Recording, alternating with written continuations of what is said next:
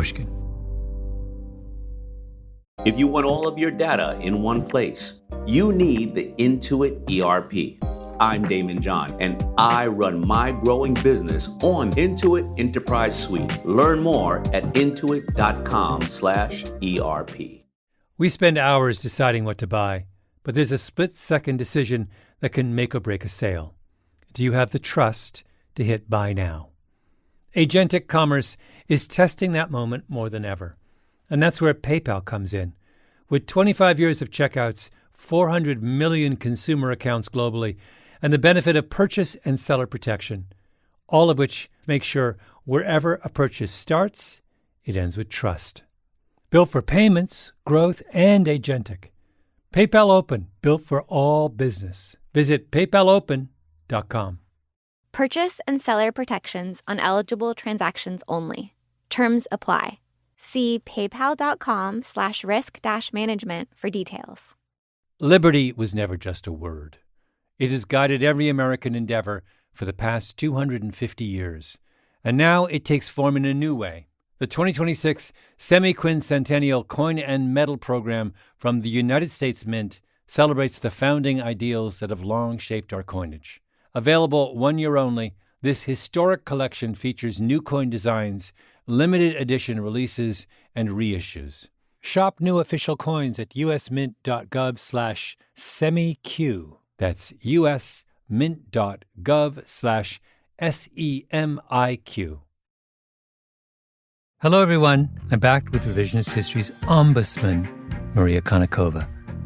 This is our third round, and she's here to grill me on a 6-part series we just wrapped up on guns in America.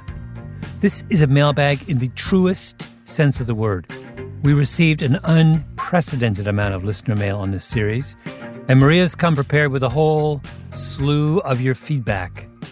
Some nice, some not so nice. Yeah, well, I am surprised at how much nice we got, considering the subject of this particular season of Revisionist History, to be perfectly honest. So let's start with something really nice and positive. Get the good stuff up top. Exactly. You know, the praise sandwich, right? the feedback sandwich. But you had a relatively light episode in there about Gunsmoke. I did. And someone wrote in being a little bit worried that you got the murder rate wrong when you calculated the murders. To which I can only say, bring it on. Let's hear this. Yes. All right. So basically, you had this episode where you talked about the show that ran for how many years? 20 years, right? Something Almost like 20 that, yeah. years. And your producer, Tali Emlin, actually went through several seasons of it and calculated what the murder rate would be. And you found that it would actually, even though it's insane, it is actually 80 times higher than what it would be in any city in the United States today. Yes. But it turns out that you might have actually undercounted, according to this listener. So here's the letter. The murder rate in Dodge City was even worse than you calculated. You compared a season of the show to an annual rate of modern-day cities. However, each episode probably takes place in a single day or so. The entire season probably only covered a couple months of time. That would make the annual rate 5 to 6 times worse than you already calculated. So what do we think about that? Okay, I get where this critique is coming from.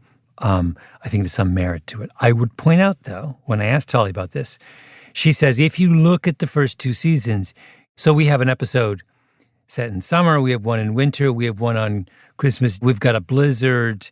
So they're kind of implying that what we're seeing unfolding in the mythical Dodge City is real passage of time and not a series of episodes. And also, by the way, the actors get older, right? So, you know, when this starts, Matt Dillon's a young man. When Gunsmoke ends, Matt Dillon is no longer a young man. So maybe the best way to say this is that, I think we should probably split the difference and say that we were being excessively generous to the fictional Dodge City in suggesting that their murder rate was only 80 times higher than the next highest American city. Maybe the accurate number is 160. That is absolutely crazy. By the way, I have never seen Gunsmoke, and I had to look it up. The first time I heard of it was on your show. And This is what you get for growing up in Russia. This is true. But I also had this like brain fart moment where Matt Dillons, I was like, wait, but Matt Dillons isn't that old. Oh, you were thinking of the other Matt Dillons. I was thinking of the actor Matt Dillons. And so for a second, I was like, wait, how is Matt Dillons in this show, Gunsmoke? And it was just like this total fictional universe that I created in my head before I looked up what it actually was. Years ago, maybe 30, maybe 25, I'm at a party in the West Village, and I realized Matt Dillons is there. When he was really at the height of his fame, he's still famous, but he was really high. I ingratiated myself with him and spent a delightful evening. It went well past the evening, I have to say. I spent a delightful evening in his company, and I can testify that he is every bit as charming in real life as the movies would suggest he would be. That's wonderful. Was he named after the show? Well, I think it's obvious he was, right? Yeah. Because he looks not unlike the fictional Matt Dillons. So maybe his parents had a notion, but who knows? Either that or like just some agent gave it to him when he was 19 years old.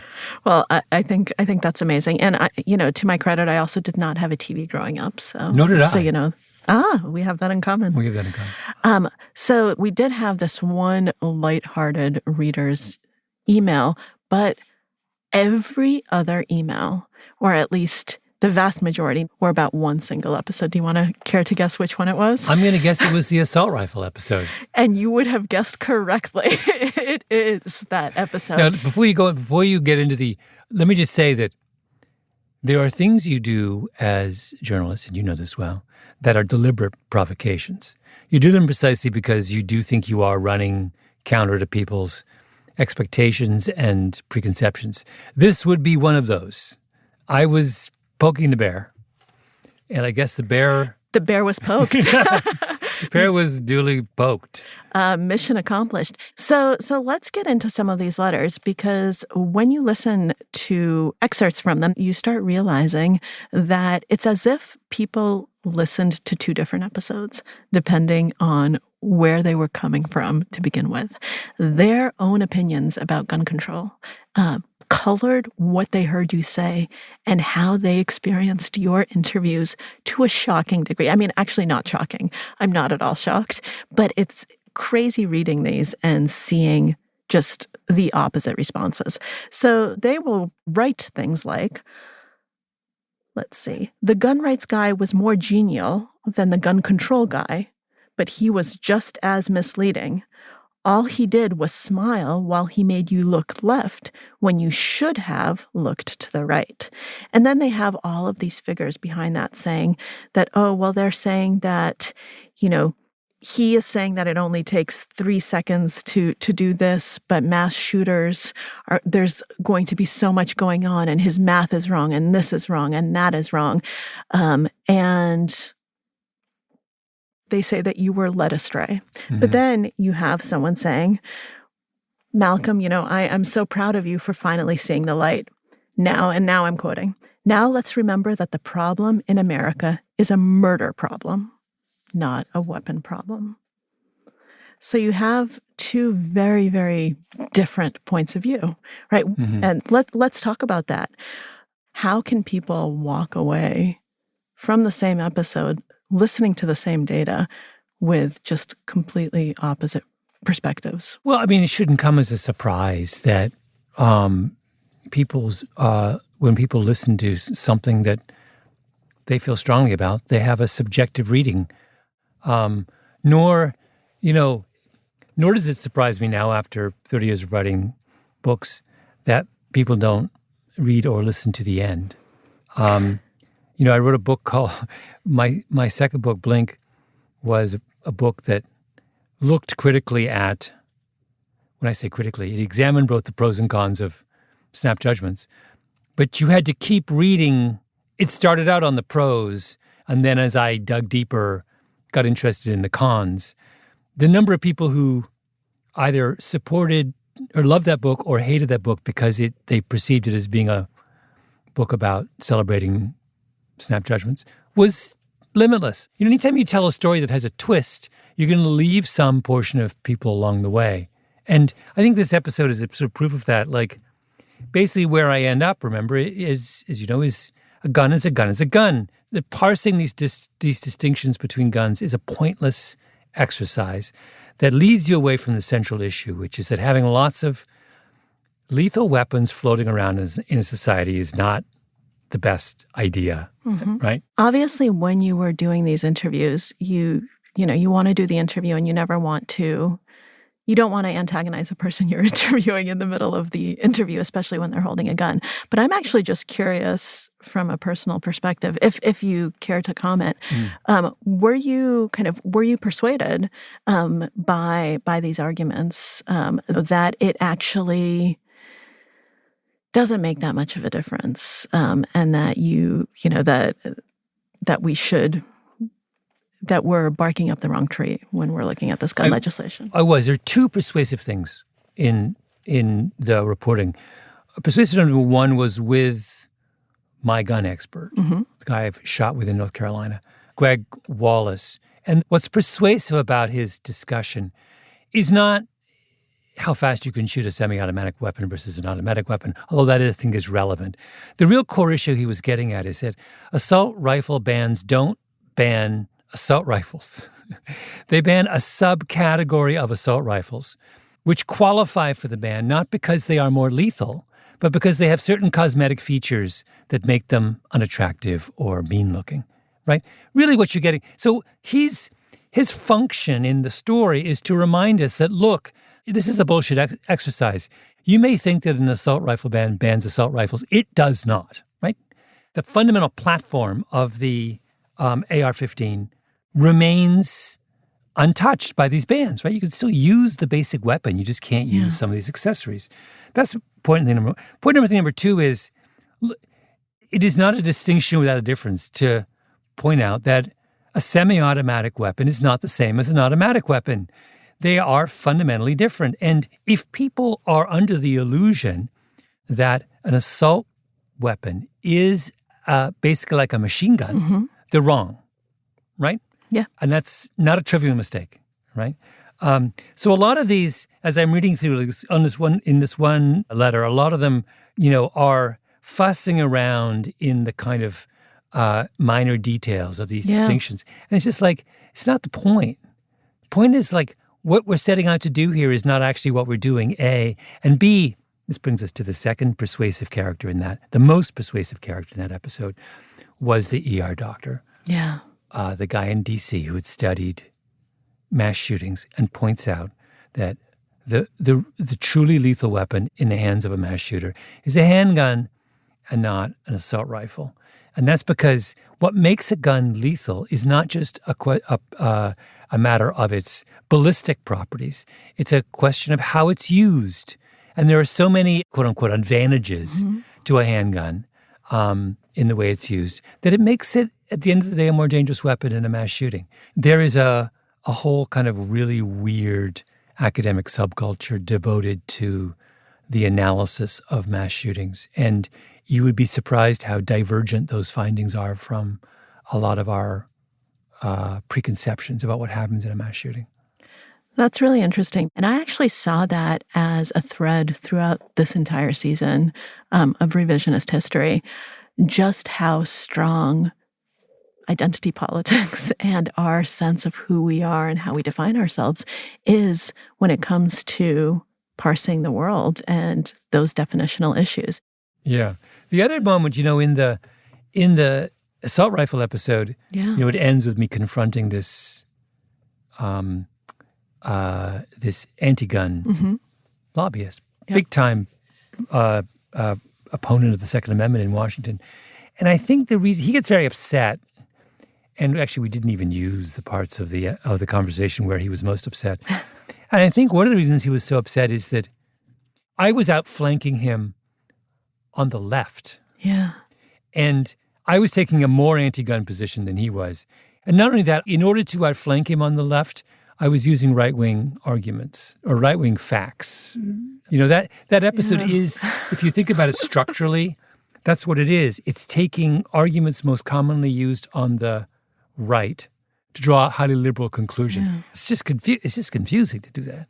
Malcolm, you have come a long way from your debating fiasco in our last season. Don't even get me started.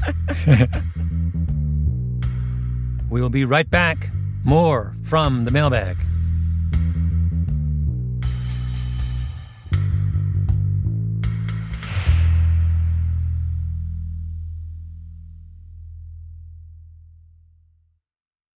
If your finance team spends more time finding data than using it, if there's one entity here and one there and one here and one there, if scaling your business feels like starting over, you need the Intuit ERP. Intuit Enterprise Suite is the AI-native ERP solution that's powerful, painless, and proven.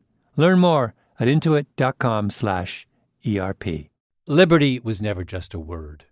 It has guided every American endeavor for the past 250 years. And now it takes form in a new way. The 2026 Semi-Quincentennial Coin and Medal Program from the United States Mint celebrates the founding ideals that have long shaped our coinage. Available 1 year only, this historic collection features new coin designs, limited edition releases, and reissues. Shop new official coins at usmint.gov/semiq. That's usmint.gov/SEMIQ. We spend hours researching products online and deciding what to buy, but there's a split-second decision that can make or break a sale. Do you have the trust to hit the buy now button? The way we discover and compare things is evolving, happening faster and influenced by new forms of intelligent advice. But the underlying trust question doesn't go away. If anything, it's more important than ever. That's where PayPal comes in. For more than 25 years, they've been a trusted way to pay. And now PayPal can make the agentic era of commerce work for merchants, letting them maintain control of their brand, their customer relationships. So even as the way we shop changes, the moment that matters most still feels familiar and deeply dependable. Built for payments, growth, and agentic. PayPal Open, built for all business. Visit paypalopen.com to get started. Purchase and seller protections on eligible transactions only. Terms apply. See paypal.com/risk-management for details. All right, well, let's go back to guns because I do want to talk about some of the other episodes.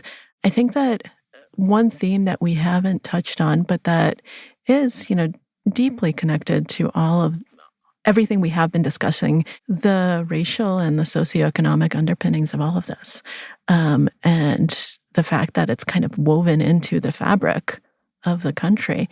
And, you talk about, and these are different episodes, there's Chicago, there's DC, there's, and you have Alabama, you have these very different geographically parts of the country, urban, rural, and yet you have some of the exact same reasons why we have still, despite all of the incredible medical stuff that's happened, and despite how many lives are saved now that wouldn't have been saved in the past, we still have these huge disparities. Yeah. And we still have people dying who shouldn't be dying because either they're the wrong color, or they're in a place where they seem like they're the wrong color, or they're in a place that's so economically marginalized that, they can't get to a trauma center, probably because that area was the wrong color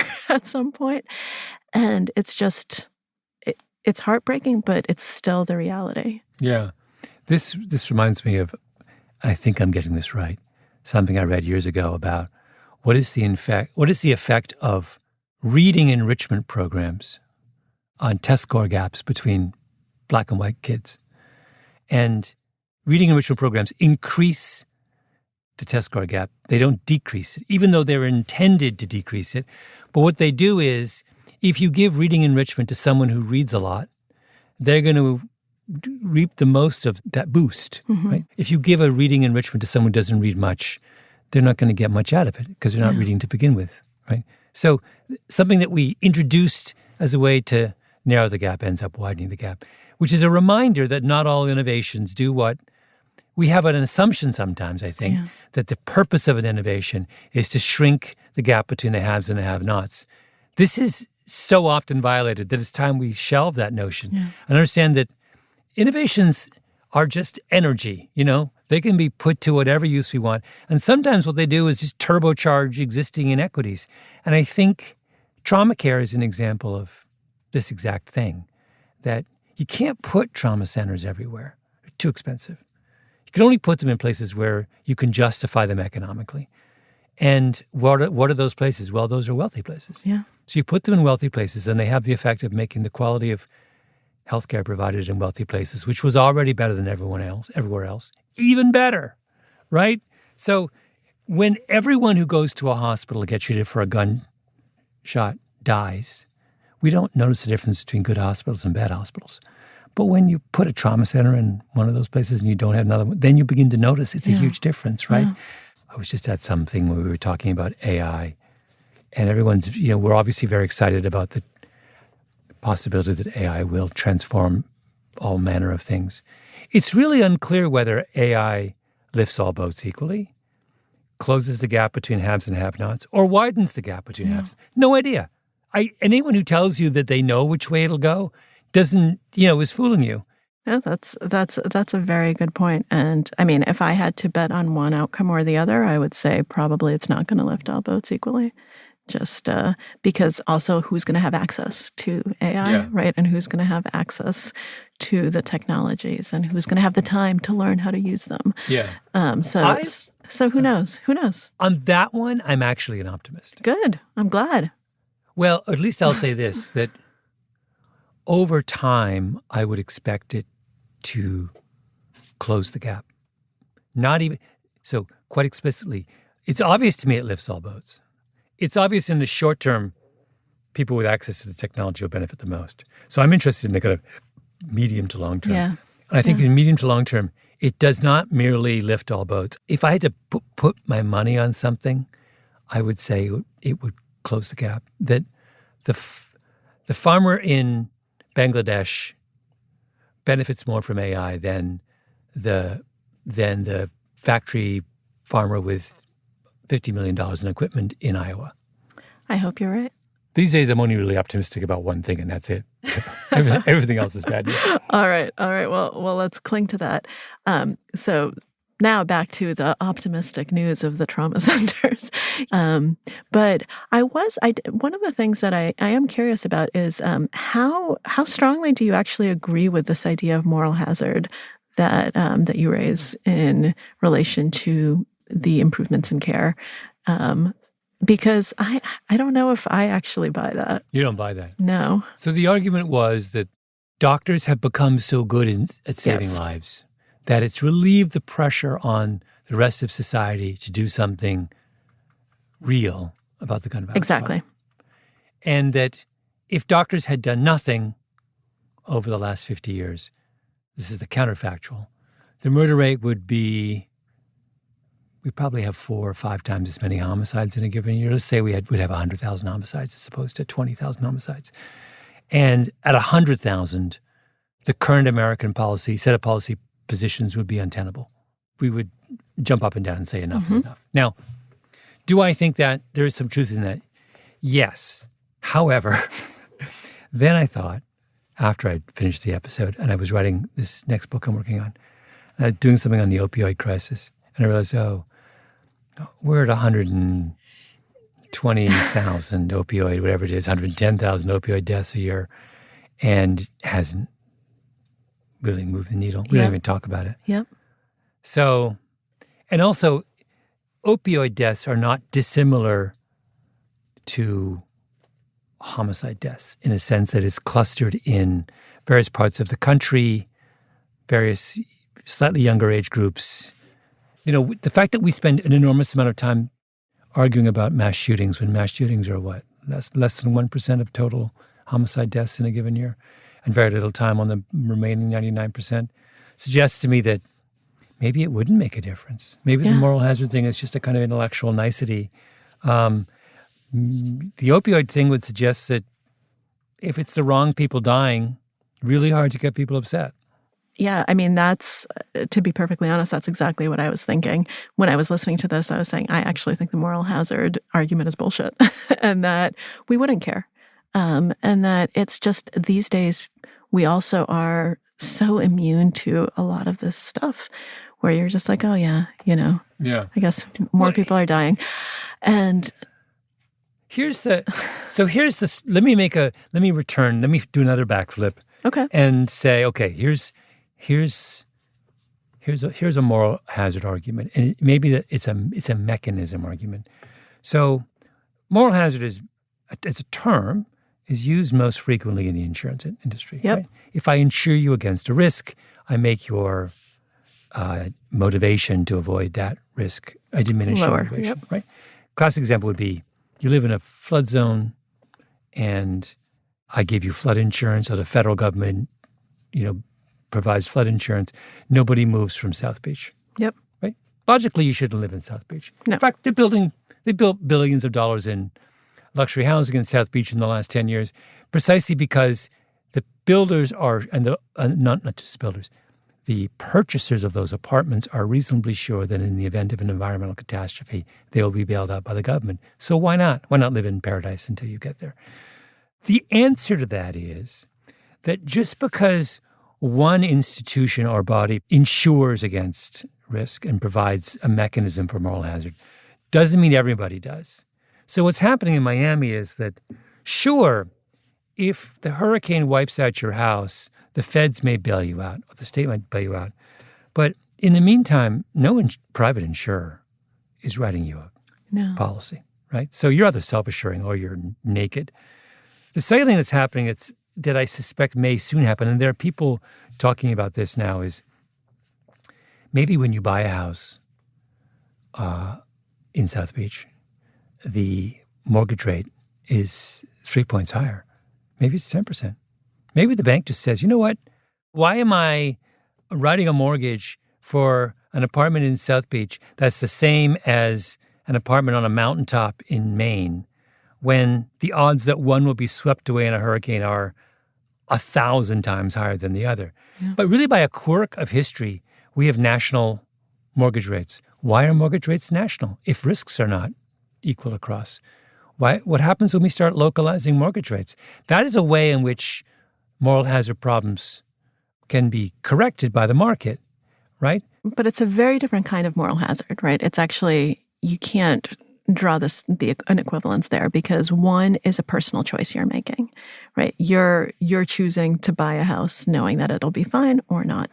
The other one is the way that you're looking at policy legislation where you don't think it applies to you, where, oh, well, I'm not the one dying. Or I think it's a slightly different decision-making calculus. Yeah. And in one case, you're talking about kind of discretionary spending. I mean, obviously, having housing isn't discretionary, but you know what I mean. Yeah. Buying a condo in South Beach certainly is. Yeah. Versus life and death and policies that are kind of on a more fundamental global basis. Well, no, but yes. But here, my point was, I should restate my point. Okay. My point is that moral hazard is a term that applies to any kind of policy that removes the kind of necessary pressure for behavioral change. Sure. Right? My point is, using the mortgage example, was that just because one mechanism removes pressure doesn't mean there are other mechanisms that can't exert it. So you can see that with housing. What I'm wondering is, in the case of if we had 100,000 homicide deaths every year, or if we continue to have these 100 and whatever plus opioid deaths, is there another mechanism by which non-affected populations might be affected? I see. So you could imagine if you live in downtown San Francisco, and you see the results on a day-to-day basis of what the opioid crisis is doing to vulnerable communities. That's the kind of pressure. Sure. So I imagine that the way you think about the opioid crisis if you live in downtown San Francisco is very different than if you lived in Marin County. So what happens if Marin County starts to look like downtown San Francisco? In other words, it's not absolutely clear to me that the kinds of pressures that would change people's thinking in a place are always going to be confined to downtown San Francisco and downtown LA, and right? There's a scenario where people living in suburban enclaves may begin to be confronted with the consequences of social policies in a way that they're not now, right? Sure. I mean, I get that argument, and I think that that's actually that's a valid argument. But I just don't see, how we're going to get, without massive horrible things happening to the world, how we're going to get Marin County looking like downtown San Francisco. It's just it's a nice what if exercise, but it doesn't seem like an actual solution. We are going to take a little break and be back with some final thoughts.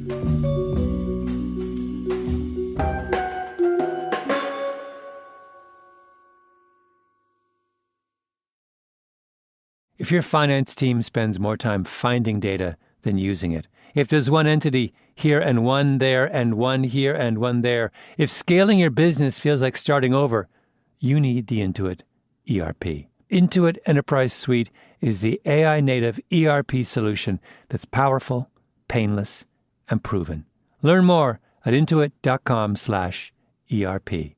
Liberty was never just a word. It has guided every American endeavor for the past 250 years. And now it takes form in a new way. The 2026 Semi-Quincentennial Coin and Medal Program from the United States Mint celebrates the founding ideals that have long shaped our coinage. Available 1 year only, this historic collection features new coin designs, limited edition releases, and reissues. Shop new official coins at usmint.gov/semiq. That's usmint.gov/SEMIQ. We spend hours researching products online and deciding what to buy, but there's a split-second decision that can make or break a sale. Do you have the trust to hit the Buy Now button? The way we discover and compare things is evolving, happening faster and influenced by new forms of intelligent advice. But the underlying trust question doesn't go away. If anything, it's more important than ever. That's where PayPal comes in. For more than 25 years, they've been a trusted way to pay. And now PayPal can make the agentic era of commerce work for merchants, letting them maintain control of their brand, their customer relationships. So even as the way we shop changes, the moment that matters most still feels familiar and deeply dependable. Built for payments, growth, and agentic. PayPal Open, built for all business. Visit paypalopen.com to get started. Purchase and seller protections on eligible transactions only. Terms apply. See paypal.com/risk-management for details. So we had, we've talked about a lot of problems. And so we had one letter that finally turns to the question of, okay, so what do we do? But here's what this letter from South Carolina asks. My request is this. I need help with the so now what? If Malcolm were in charge of this topic, what would he do? Copy Canada's rules? Build a new hospital in Chicago in a certain gun violence-prone area? Force all cities to report bullet contact injuries and not just fatalities? So, Malcolm, you're now in charge of this.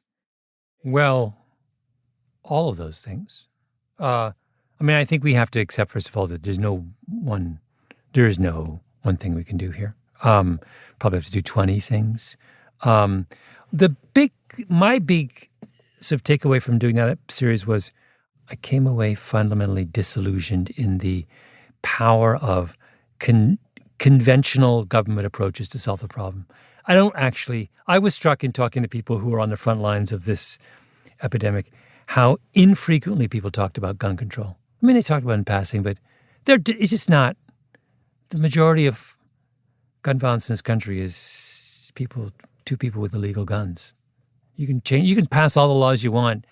They're not being touched by that. I mean, there are little things Washington could do around the margin, but just changing the conversation so that we're not arguing in the abstract about which law does this and which law does that.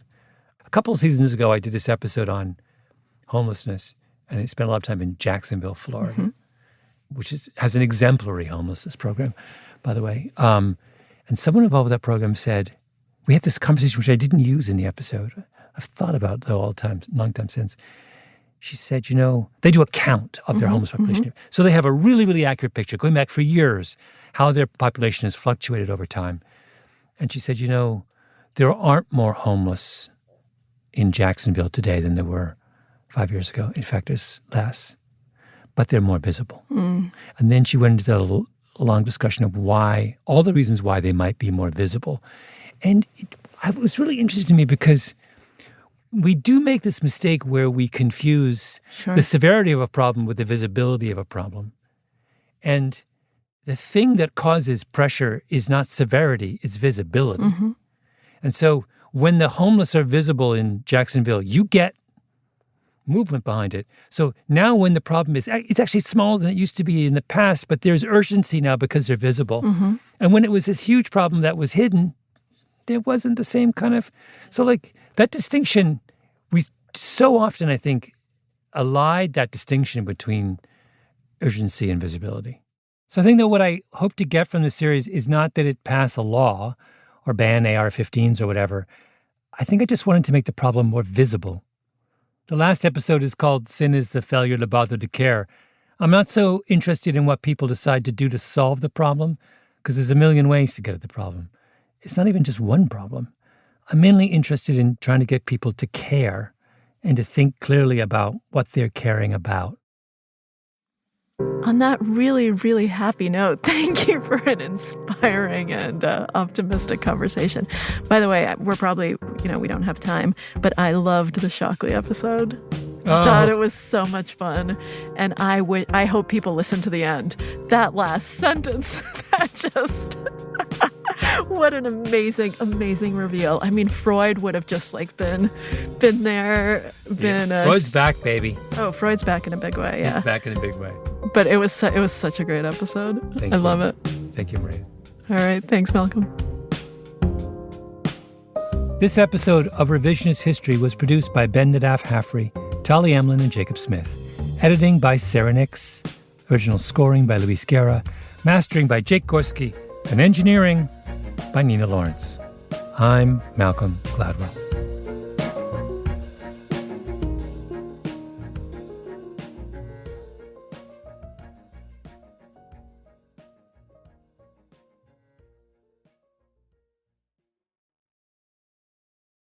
Liberty was never just a word. It has guided every American endeavor for the past 250 years. And now it takes form in a new way. The 2026 Semi-Quincentennial Coin and Medal Program from the United States Mint celebrates the founding ideals that have long shaped our coinage. Available 1 year only, this historic collection features new coin designs, limited edition releases, and reissues. Shop new official coins at usmint.gov/semiq. That's usmint.gov/SEMIQ. If your finance team spends more time finding data than using it, if there's one entity here and one there and one here and one there, if scaling your business feels like starting over, you need the Intuit ERP. Intuit Enterprise Suite is the AI-native ERP solution that's powerful, painless, and proven. Learn more at intuit.com/ERP. We spend hours deciding what to buy, but there's a split-second decision that can make or break a sale. Do you have the trust to hit buy now? Agentic commerce is testing that moment more than ever. And that's where PayPal comes in. With 25 years of checkouts, 400 million consumer accounts globally, and the benefit of purchase and seller protection, all of which make sure wherever a purchase starts, it ends with trust. Built for payments, growth, and agentic. PayPal Open, built for all business. Visit paypalopen.com. Purchase and seller protections on eligible transactions only. Terms apply. See paypal.com/risk-management for details.